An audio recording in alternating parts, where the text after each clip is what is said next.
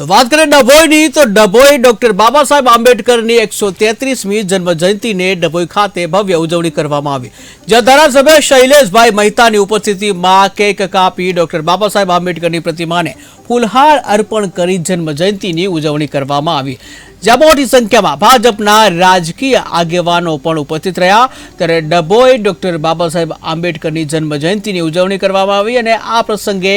ધારાસભ્ય શૈલેષ મહેતા પણ ઉપસ્થિત રહ્યા, જે કેક કાપીને ઉજવણી કરવામાં આવી, જ્યાં મોટી સંખ્યામાં ભાજપના રાજકીય આગેવાનો પણ ઉપસ્થિત રહ્યા। મુખ્ય હેતુ જીવો અને જીવા દો એવા બાબા સાહેબ આંબેડકરનો 133મો જન્મદિવસ આજે સમગ્ર દેશ એમને યાદ કરીને એમનો જન્મદિવસ ઉજવી રહ્યા છે। એમને જે બંધારણ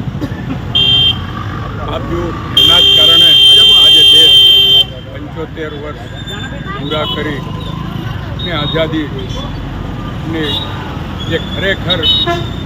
લોકશાહી છે એ લોકશાહીનો દેશમાં અમલ થાય છે અને આપણે સૌ આઝાદી અનુભવી રહ્યા છીએ, લોકશાહી અનુભવી રહ્યા છે। બાબા સાહેબને દિલથી શ્રદ્ધાંજલિ અર્પું છું, સાથે સાથે એમનો આજે 133મો જન્મદિવસ હોય ત્યારે શુભેચ્છા આપું છું અને એમને જે રાજ જીવ્યો છે એ બંધારણ પર સમગ્ર દેશના નાગરિકો ચાલતા રહે અને બંધારણનો મુખ્ય સિદ્ધાંત જીવો અને જીવવા દો એની પર આપણે સૌ અમલ કરીએ અને તમામ નાગરિકો શાંતિથી સુખ રીતે અને દિવ્ય ભારતને જે સંસ્કૃતિ એ પ્રમાણે આગળ વધે। આ તબક્કે વડાપ્રધાન નરેન્દ્રભાઈ મોદીને પણ યાદ કરવા પડે, એમનું જે લક્ષ્ય છે એ પ્રાપ્ત કરવા બંધારણની ભેટ આપી છે।